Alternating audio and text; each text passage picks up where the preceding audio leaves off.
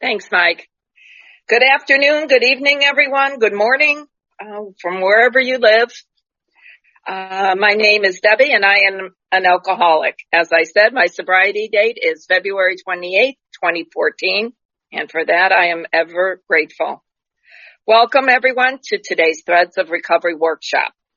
I have stated that I am an alcoholic. Do we have any other alcoholics in the meeting? Wave, smile. All right. Welcome, everyone. Let's bring God into this meeting with a moment of silence, followed by the set-aside prayer. Prayer.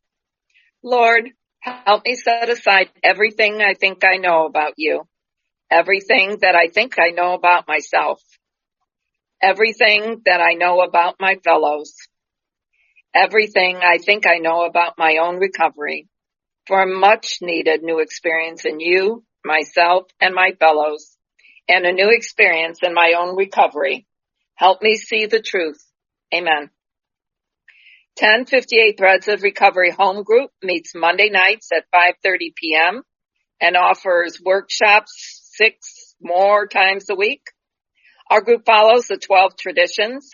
We stick to our singleness of purpose, and we ask everyone to please refrain from the use of profanity when sharing.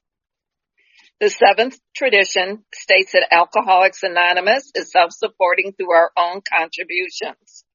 The contributions help to cover the group's expenses. But the 7th tradition is more than simply paying for rent and other group expenses. It is both a privilege and a responsibility of individual groups and members to ensure that our organization at every level remains forever self-supporting and free of outside influences that might divert us from our primary purpose. The monetary amount of each contribution is secondary to the spiritual connection that joins us in unity with AA groups around the world. Our home group electronic basket is Venmo, which is at Threads Group. That's a capital T. If you'd like to receive our weekly schedule, please send your email request to threads1058@gmail.com to be included. This information is in the chat. And now it is my great pleasure to introduce today's speaker, Judith R. from Bismarck, North Dakota. Welcome, Judith. Thank you, Debbie. Thank you very much, Debbie. Thank you to Threads of Recovery for inviting me to participate in your workshop series. Thank you, Mike, for all your service in your Zoom service and recording and whatnot. It is a pleasure to be here. It's in the middle of the afternoon here in my work day, but it's great to participate in my own recovery by just taking a break and being with you all here today. For those of you who are new to Alcoholics Anonymous, I want to welcome you. This is a little different. Well, this is a lot different from a normal AA meeting. It's a workshop format, and it's very specific on the one section in our book that involves the sex inventory and our sex ideal. If you're not at this point in your recovery, it may seem a little confusing, but hopefully you will gain something about it, and at least you're here with us today and you can join in on the fellowship. Also, if you don't have a sponsor, I would highly, it's vital for all of us to have a sponsor so that we can work the steps with a sponsor, because as the book says, and I have found, self-appraisal is not sufficient. And I need somebody like my sponsor who can read the label on the outside of the jar. You know, I need someone outside of the jar of my life that I am inside. I need someone to read the label on the outside. And that's what one of the gifts that my sponsor gives to me. If you do have a sponsor and I say something different from what your sponsor has told you or shown you, or how you're working the steps with your sponsor, please, please, please listen to your sponsor. I don't speak for Threads of Recovery. I don't speak for this group. I don't speak for AA. I'm not an expert. All I have to offer you is my experience, how I was taken through this part of the book and how I take others through the book.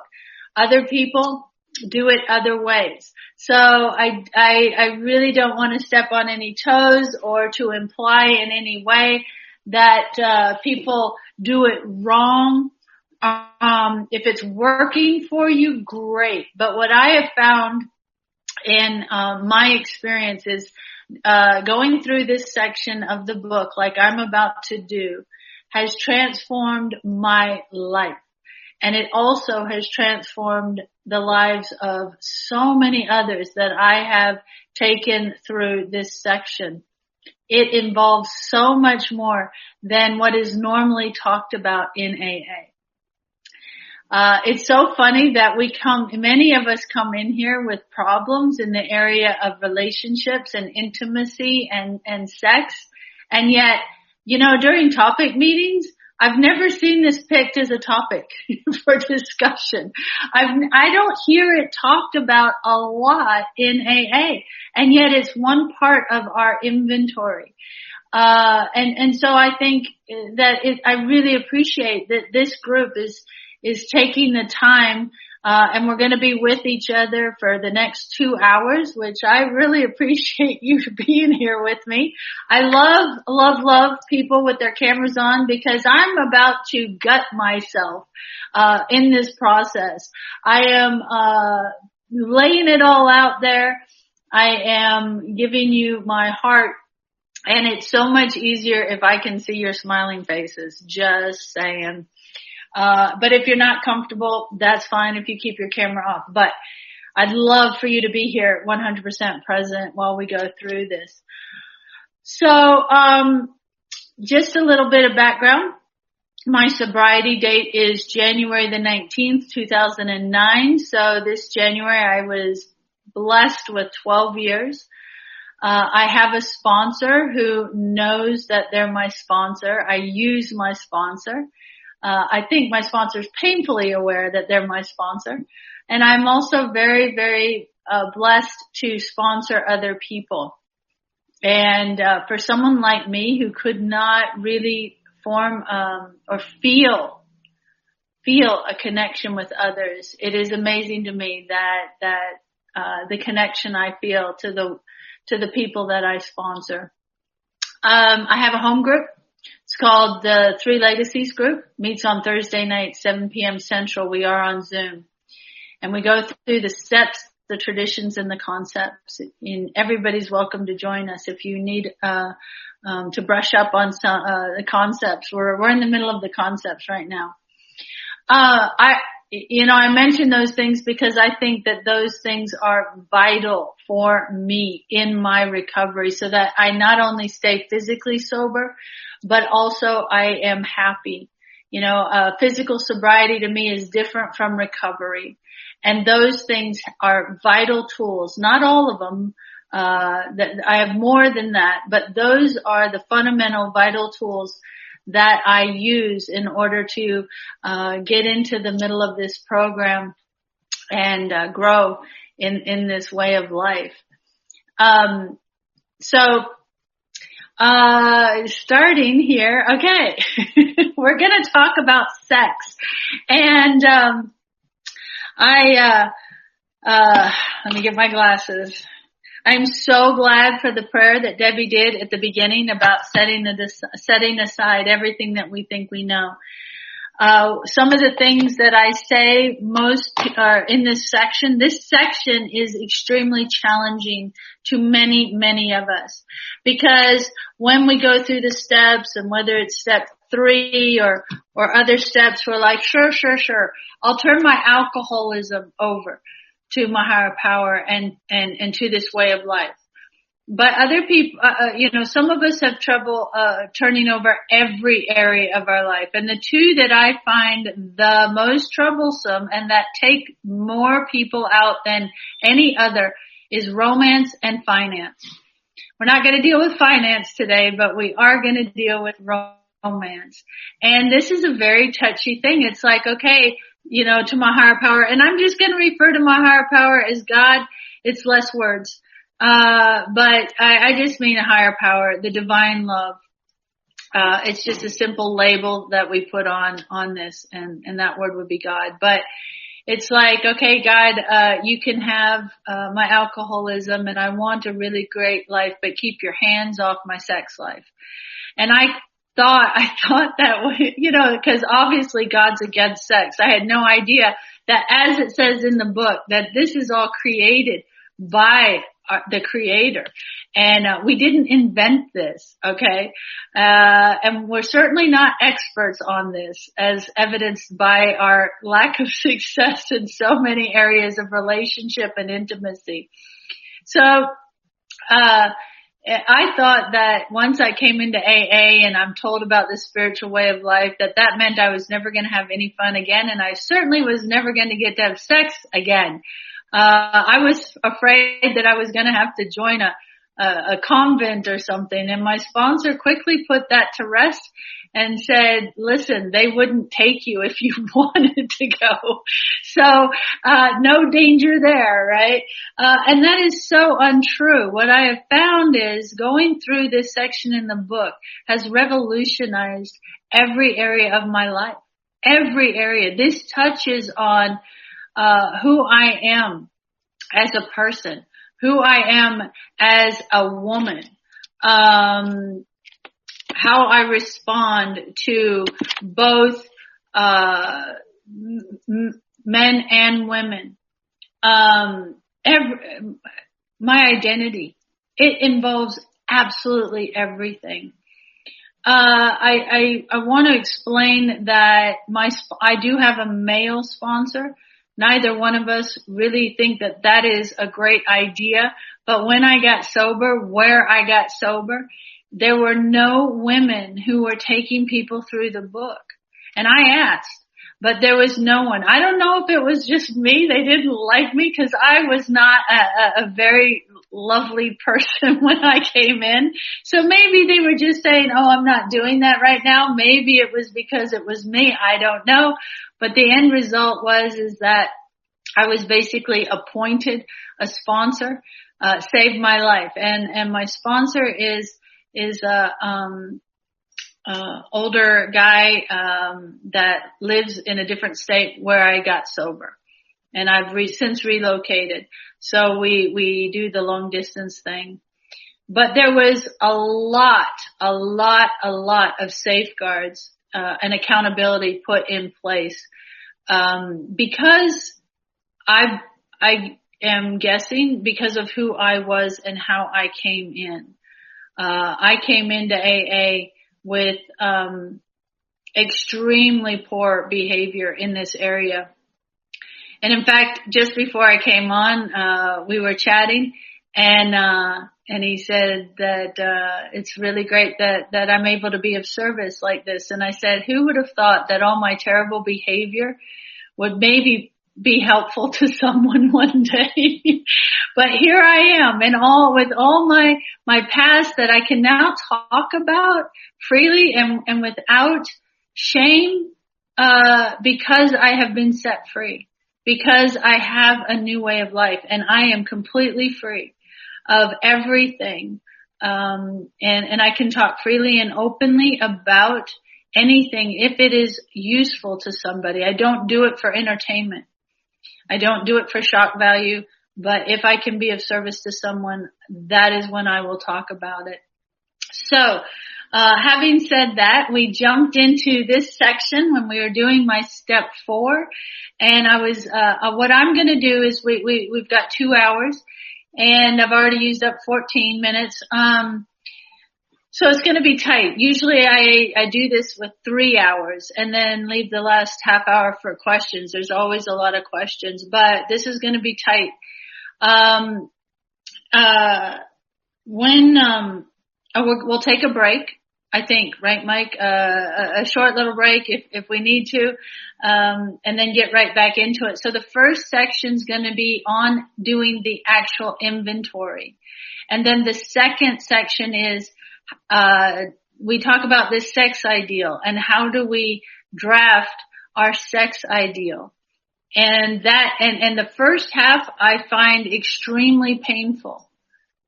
And I've never known anyone that I've taken through it to enjoy the first half. In fact, it is sometimes devastating.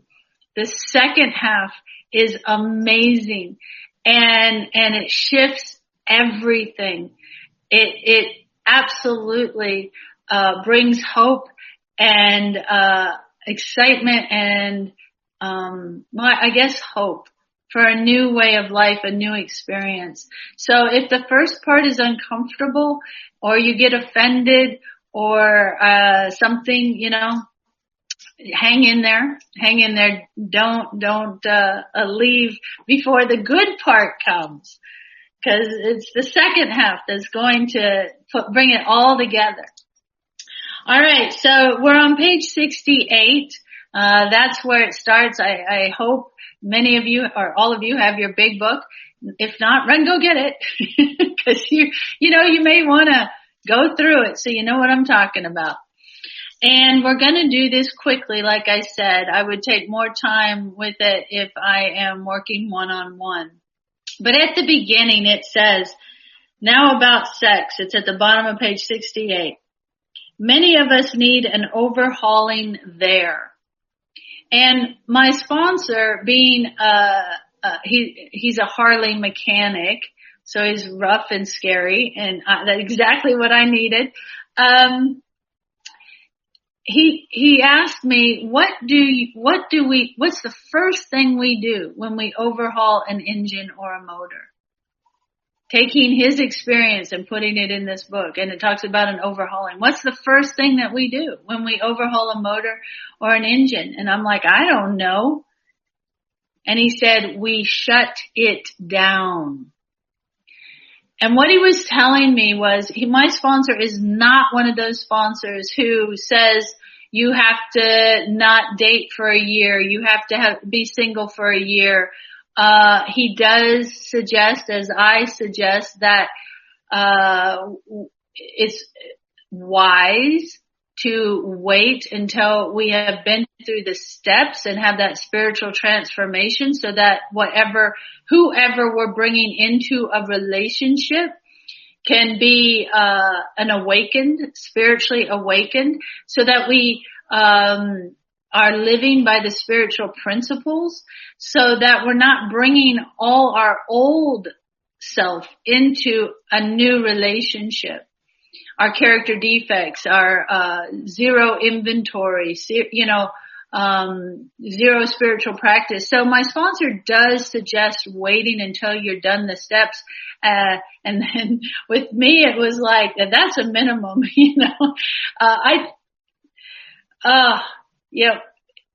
truly, I think it should have been years before and I'm still learning. I'm just now learning, what love truly is, but we'll get into that. But during this inventory process, if you're not in a relationship or whatever, we shut this area down, so that we don't keep harming ourselves and we don't keep harming someone else. So that's what he recommended. I did not, in all honesty, follow that recommendation. I find very few of us that do, but that would be the ideal. Shut it down while we're going through this and going through the steps. Okay. So we're going to jump around because we're less than, we have very little time. One mention of, we in AA, we stay out of the business of telling people what they should do in this area. We can share our experience, but we don't tell people what is right, what is wrong. We don't have dogma. And they talk about that in the bottom of 68 and 69. And they say that we have members that are on absolute polar opposites and extremes in their sex life conduct. Extremely liberal, if you want to use that term, and then extremely conservative. And then we have everybody in between. And it talks about how we're not the arbiter, which means like a judge, but it's just a different word for a judge. We're not sitting in as the authority over someone. I do have to mention that my sponsor once said, because I threw that, we love to use things as a weapon or to justify and rationalize our behavior. At least I should say I do. And when my sponsor called me out on something early on sobriety, I was like, I thought it said you shouldn't be the arbiter of my sex conduct, or that we're not the arbiter of sex conduct. And my sponsor looked at me and said, if you refuse to be the arbiter of your sex conduct, someone needs to be. It was like, ouch, because I was a danger when I came into AA. I had no regard for anyone, whether you're in a relationship or not in a relationship, whether you're brand new or not. I was like a tornado blowing into that AA fellowship in that town.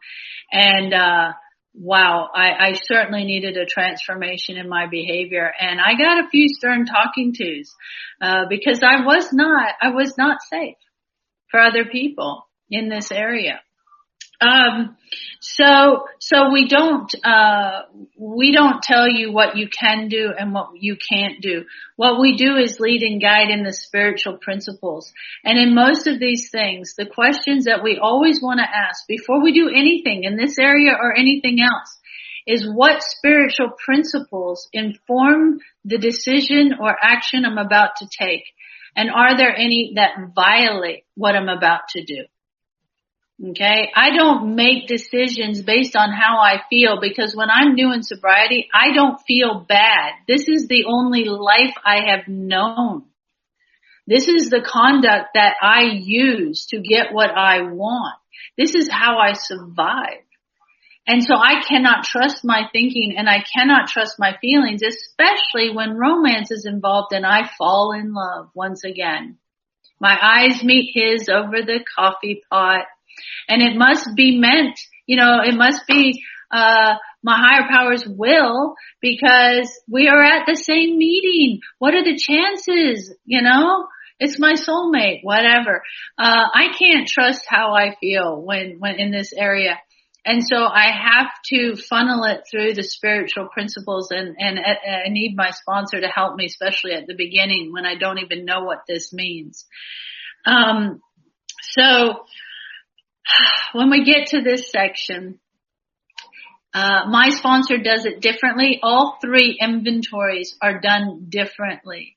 If we just read the black print on the white page in the blue book and do what it says, it appears clear to me that they're done all three differently.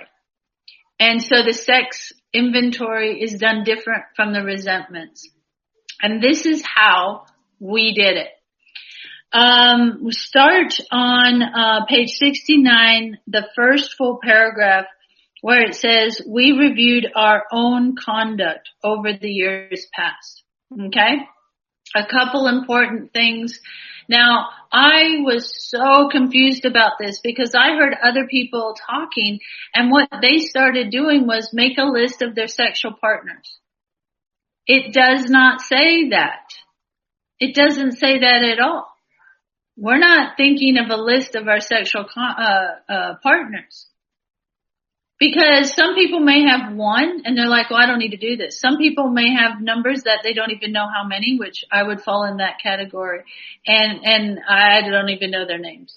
But whatever. We're not making a list of partners here. What I'm doing is focusing on my conduct, my own conduct over the years past. So in this inventory, we are looking at the past in order to create a better future. Okay, so we're reviewing our own conduct over the years. And then it asks us a series of questions. And this is how my sponsor instructed me to go about this. I was to read, where had I been selfish? Stop.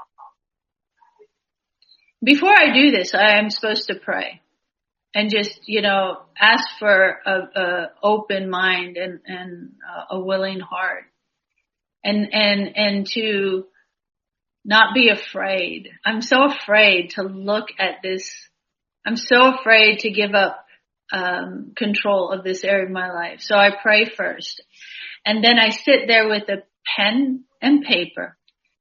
And I ask this first question. And I sit there quietly. And I'm specifically addressing the area of relationships, intimacy, and sex. And I separate sex and intimacy because I had a lot of sex, zero intimacy, zero in my life. So, I needed to look at intimacy as well as sex. So I asked myself, where have I been selfish? And as I sit there quietly, names start flooding into my mind. And as they flood into my mind, I write one down, skip 4 lines, write one down, skip 4 lines, write one down, skip 4 lines, and I'm going down the page. And I don't have to force it. Names just come flooding in. Where had I been selfish? When I run out of names, I go to the next one.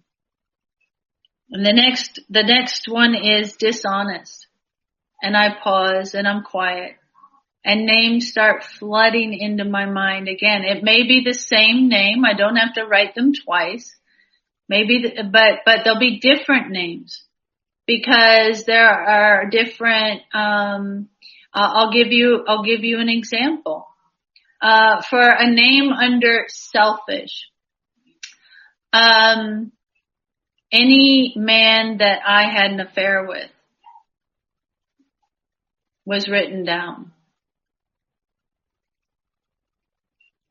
The names of the wives of the men. I didn't know their names actually, but so-and-so's wife. And I wrote those down because I was selfish. Names of their children, even though I didn't know who they were. I would write children of so-and-so.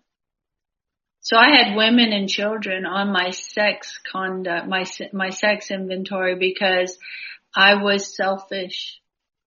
And it revolved around my sexual conduct. So that's an example for my selfishness. Dishonesty, yeah, of course, many of those same names would appear again, and I acknowledge them, and I'm like, yeah, I got that one, yeah, I got that one, yeah, I got that one. But additional names started popping up. Co-workers' names I wrote down, not because I had sex with them at all. Not at all, nor was I interested in having sex with them, but I let them think there may be a chance. Because here's the deal with me. I'm selfish and I'm self-centered and I will use dishonesty to get my way. Manipulation, a form of dishonesty. And I will use my flirting, my sexuality to get out of work. I don't really want to write that memo. I don't really want to tackle that project. And it's like, you flutter your little eyelashes a little bit or make them think they have a chance or go out for drinks after work and flirt with them a little bit. Let them think they have a chance or there may be something in it for them and use my sexuality as a transaction. And so that was dishonest. I had no intention, nor did I follow through or anything, but I would let them think perhaps, maybe, possibly there could be a chance. And I would get them to do my work for me. So I sit there with that, and there's other dishonesties that could come about it. Here's a dishonest one. I think that I used to use this all the time. Consensual sex between two adults. And I'm just talking my inventory, okay? You disagree, that's fine. You get to do your own inventory.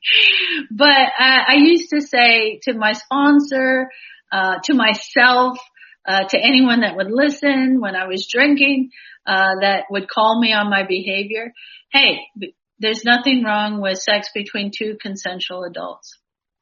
All right, so that was my thing. But the dishonesty is that I thought that it was being honest by telling somebody, hey, I'm not interested in a relationship at all.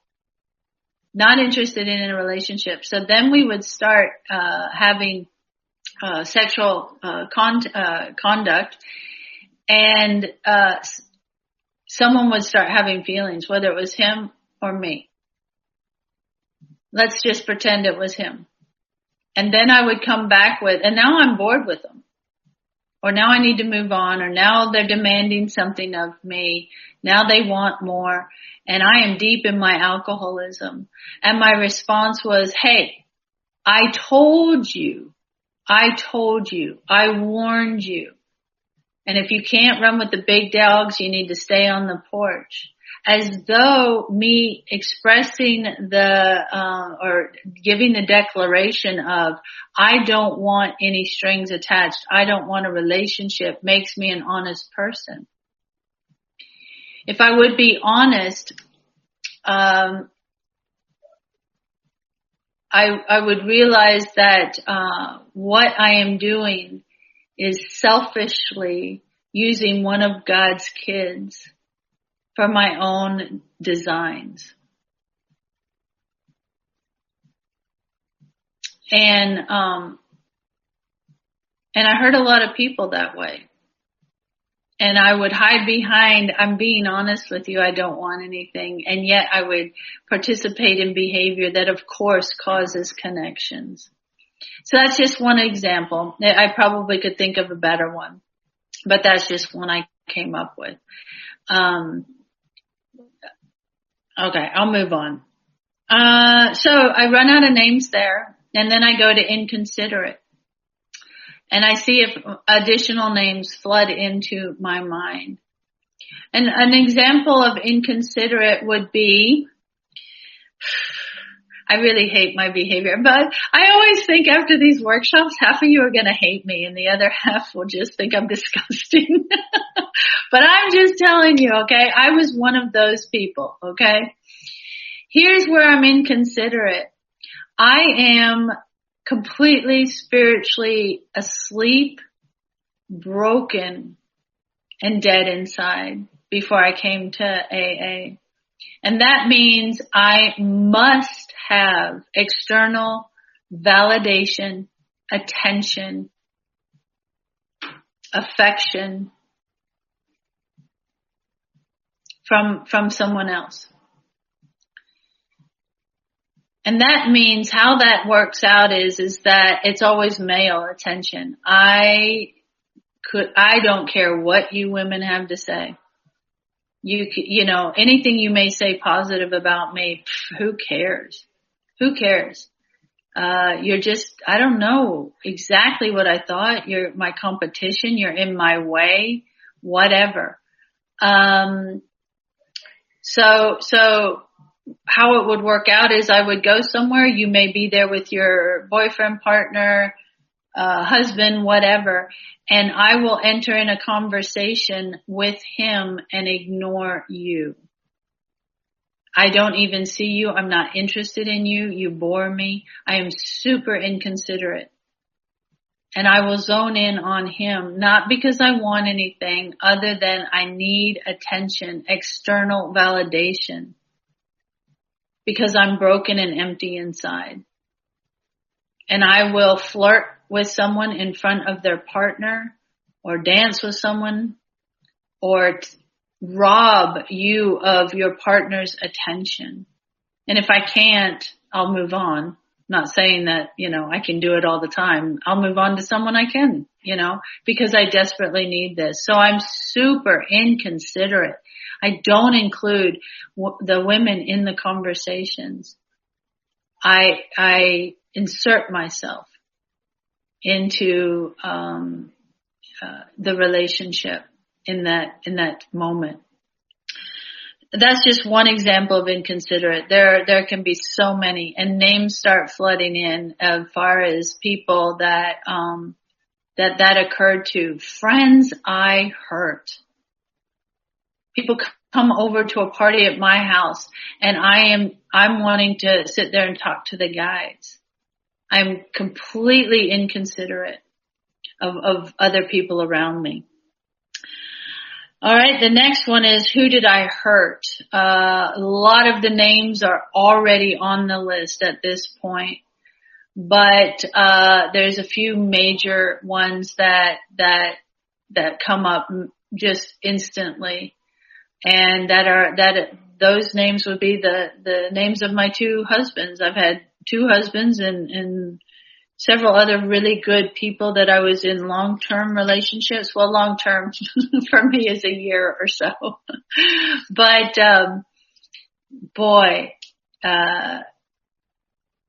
I don't care how resentful or angry I was when I came in here against my two husbands. I have to take a look at how did I hurt them. And I took both husbands to hell and back. I think the husband number 2 suffered greater than husband number 1, because I walked out on husband number 1 within a year of me picking up my first drink, because we were non-drinkers and I could not drink the way I had just discovered alcohol at 28 years of age. And I started drinking at 28 and I did not stop till I was 44. So within a year, less than a year of my first drink, I just walked out. He never knew anything about my alcoholism. He just knew that all of a sudden one day his wife is there and the next day she's walking out without an explanation. So it was very, very, very quick, like a scalpel, just slicing that marriage apart. Husband number 2, I married in my drinking. And he went through decade of, or more of hell, absolute hell. He saw things that no human being should have to see. He experienced things that no human should have to experience. So those two names come to mind. No matter how I may try and get out of those other selfish, dishonest, inconsiderate, there was all of that, but I cannot avoid those names when I come to who did I hurt. There may be other people on there. I can't think of another example, but, right now, but, we like to just say, I hurt everybody, but we want to write down the names as they come to our mind. Then it asks some more questions. Did we unjustifiably arouse jealousy? I stop. More names flood in. Like I said, I was absolutely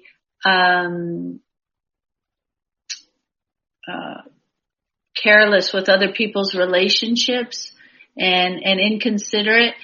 Here's one that would create jealousy. Here's an example from my inventory. And that is, because, when I'd be drinking or lonely or bored or afraid I'm going to be alone or jealous of someone else, and I will message some guy that's in a relationship at 10 p.m. at night. And I may just say, hey, how's it going? Been thinking about you. You can't call me on that. I'm just being friendly, right? This is the dishonesty in me. But here, then his partner is sitting there and it's like, why is this woman sending a message at 10 p.m.? And I create jealousy by my behavior. So that's just one simple example. of where my behavior would do that. Suspicion, same thing. I would do inside jokes, like, when a couple's together, inside jokes to the guy, like, oh, we have a bond and that you don't know about. And I'm creating suspicion. So I pause and write more names. And then bitterness. And this is where some more, maybe children's names show up. That the fact that they don't know what's going on. The wife may not know what's going on. But if I'm having an affair, I am bringing dissension into the home because I'm robbing their father, their spouse. I'm robbing them of this person's time, attention, energy, resources, maybe finances, whatever the case may be, because the energy and focus of this individual is on me and the affair. And so there's suspicion and jealousy in the home, which results in arguments perhaps. I mean, I don't know. 'Cause I wouldn't get involved in any of that. But, mom and dad are now fighting. He's gone. He's not present when he is home. His phone has to be hidden, and so I'm bringing bitterness into the home for, children and wives or partners. Also bitterness at work. Because again, like I said, maybe more coworkers' names will show up because I'm using my sexuality in work to get ahead, to get promotions, to get out of work, to not carry my load, to always having to be the center of attention because I'm desperate for approval and validation and attention because I'm empty inside. And so there can be bitterness amongst my coworkers that I get by with so much because I'm sleeping with the boss, most likely. Or just do, lesser things. So that is where I get my list of names. I am looking at my conduct. In my book, I have our own, and I have the word own underlined like 3 times. This is looking at some things that are so ugly and so embarrassing. I mean, I don't like to even describe myself this way to you because many of you have been hurt by people like me. So many. I have hurt so many. I ignore women. I dismiss women. And I harm them in so many ways. So it is not pleasant to even discuss examples of my own inventory with you all because it's like, oh my God, they're going to hate me. But like I said, I'm going to do it. So this is where I get my list done. And now here comes the second list or the second column. Okay. All right. So the next sentence I get, and this is a little different, so bear with me, and I'm not trying to say this is the right way, but this is the way that transformed my life. The second column comes from what I should have done instead. And I make a second column with what I should do instead, because I know exactly what happened next to these names. Okay. I know what I've done. Yes, I've caused jealousy, suspicion, bitterness, and all of that. I don't need to write those words. I know. And I've processed my own conduct and I've gotten my list of names based on my conduct.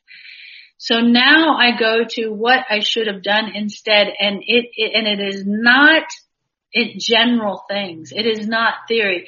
Oh, I should be more loving. I should be more honest. Well, duh, I know that, I know that. But let's really take a look at what I should have done instead, because apparently I may know that I should be honest, but I'm not, apparently the dots are not connecting because my actions are dishonest, right?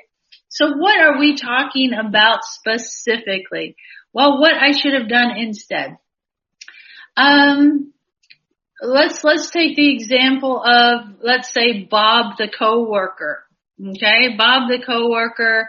I am bored. I may be in between, who knows? I'm never in between relationships at that point in my life, but he's around and I'm bored. And so we're going to go, out to drinks after work. Okay, there's a level upon level upon level of things that are wrong for me in this case. Number one, I'm being dishonest. There is no legitimate reason that I need to be going out after work with the married coworker to have drinks.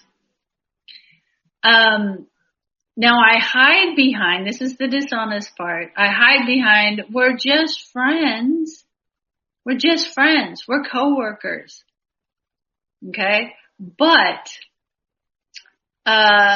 is it appropriate for me?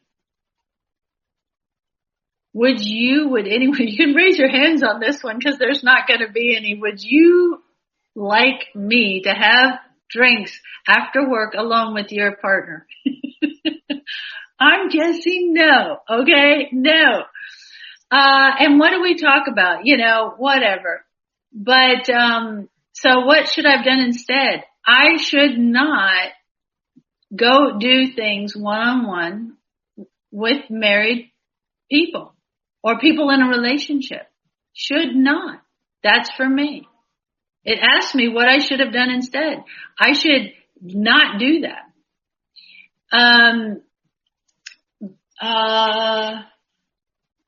Here's an example about bitterness. Same Bob the coworker. Okay, we get together, we're having drinks after dinner or after work, and he starts complaining about his wife. See, because the idea is I don't want you, but I want you to wish that I was your wife, because that strokes my ego. So he'll start complaining about his wife, about and I will say things, I'm much more subtle than what I'm about to tell you, but this is how I, sow seeds of dissension and bitterness in relationships to selfishly gain and grasp attention from myself and validation from myself. I will say things like, wow, she doesn't know how lucky she is. Or, if I ever had someone like you, I would never do that. I can't believe she's like that. Man, I like to do blah, blah, blah.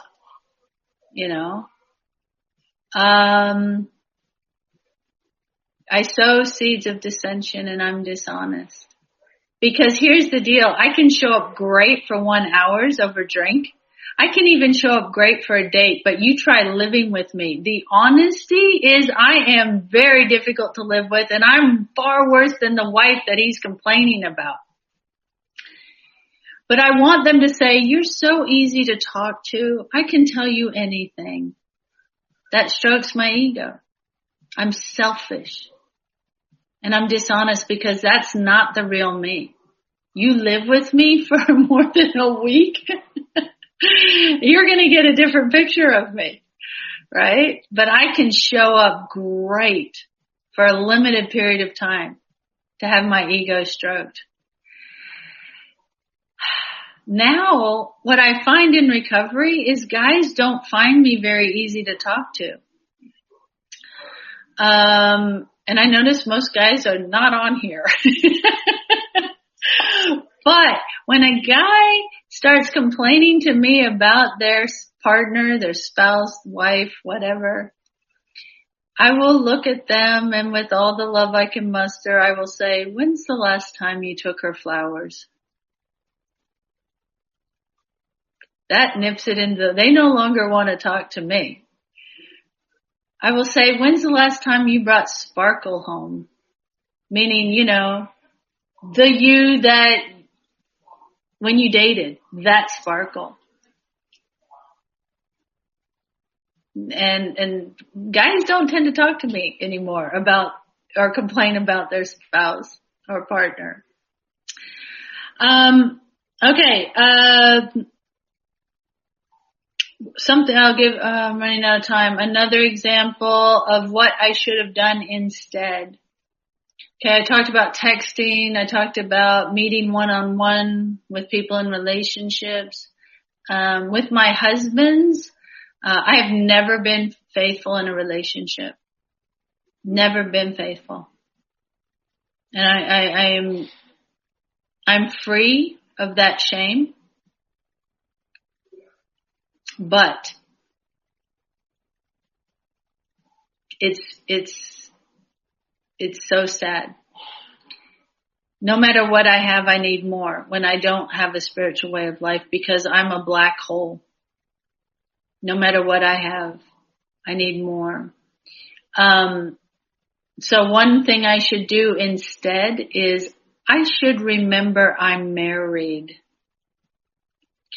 Now maybe some of you are like, oh my God, this is totally not my experience, but, I do that in my, language, my dress, my attention seeking, I don't tell, certain jokes or have double meanings, things like that. I pretend that, my partner or husband, whatever is standing behind one shoulder and my sponsor is standing behind the next shoulder. So everything I say and do, if I imagine the two of them and it was like, would I be saying this if they're standing right behind me? That really limits my conversation a lot. Okay.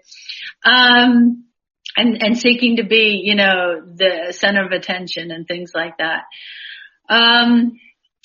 Another thing that, what I should do instead, I should support, encourage, and uplift women rather than compete. I need to stop competing.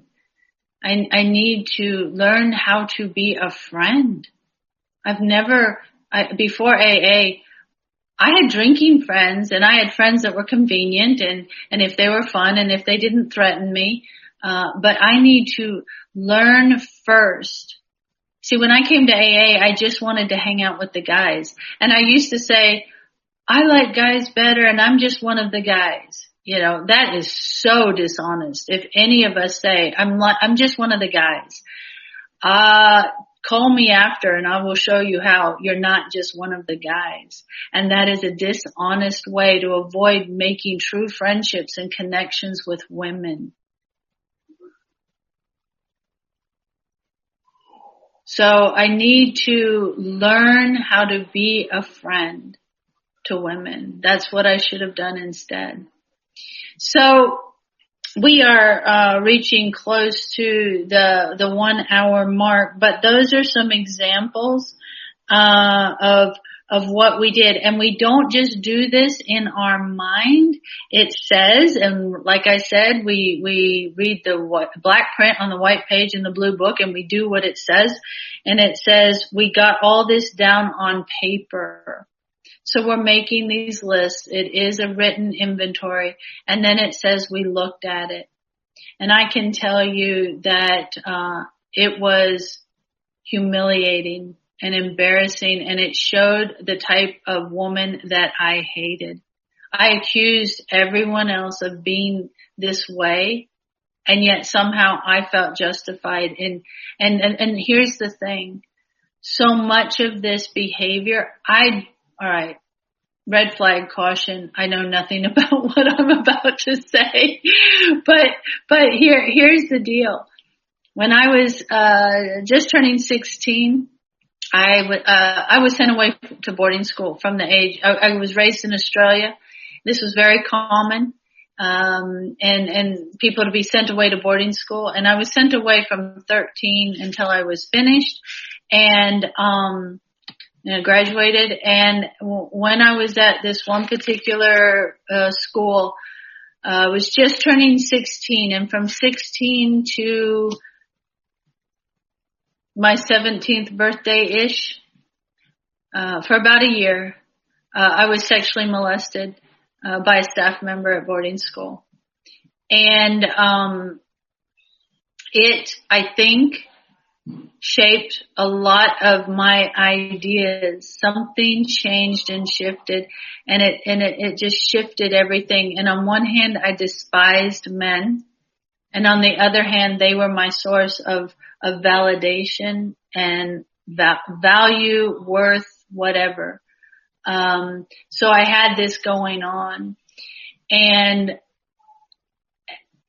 I would have, and here's the thing, I used that into sobriety until I did this inventory to justify, rationalize, excuse, and defend my behavior. This was done to me, and you better believe I will take what I want, how I want, and when I want.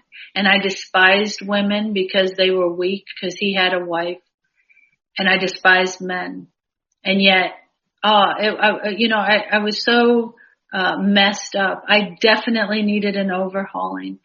I think all of us need an overhauling in this area. Whether or not you've got the same details or the background, whether or not you have only had one partner and once you got married and that's the only person, doesn't matter.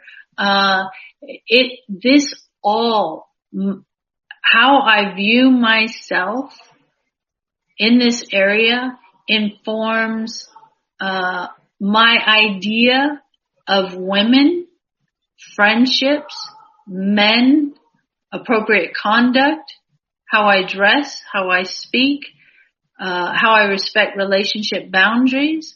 It's how I view my higher power. It informs everything. It's more than just who did I sleep with. This informs everything. What does it mean to be a man? What does it mean to be a woman?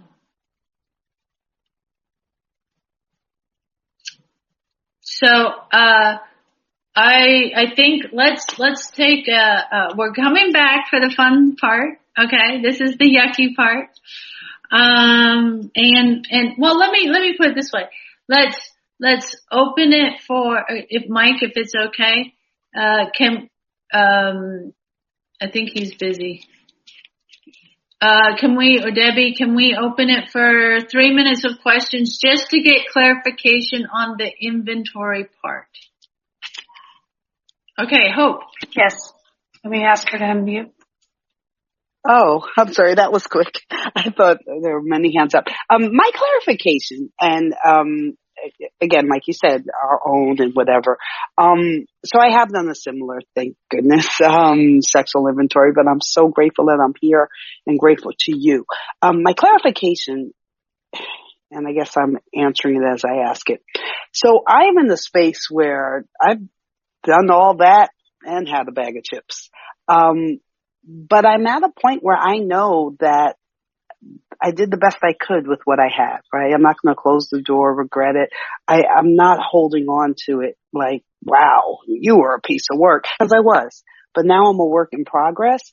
And I'm just wondering, is it okay, I guess, and I don't know if it's okay, but just to have that relief. I don't, cause a lot of times in your share, you're like, oh, you're going to think horrible of me. Oh, it brings me pain to say this. And I'm like, no, it kind of brings me a little joy that that's who I was.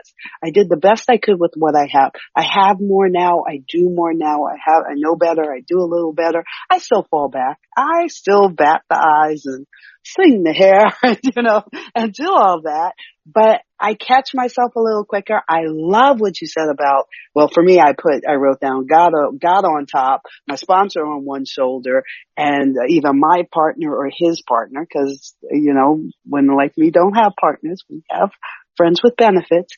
But, yes, I think my question, Clarity, is it logical, acceptable that we reach a place where we don't regret that or turn our back on it, but that we've gone through it and we're aware now, and that, we do better because we know better. And yeah, because I don't know, something about, you touched my heart a few times when you said we would think badly of you or it brings you pain. And I'm going, oh, am I supposed to still think badly of myself or bring myself pain? That's who I was.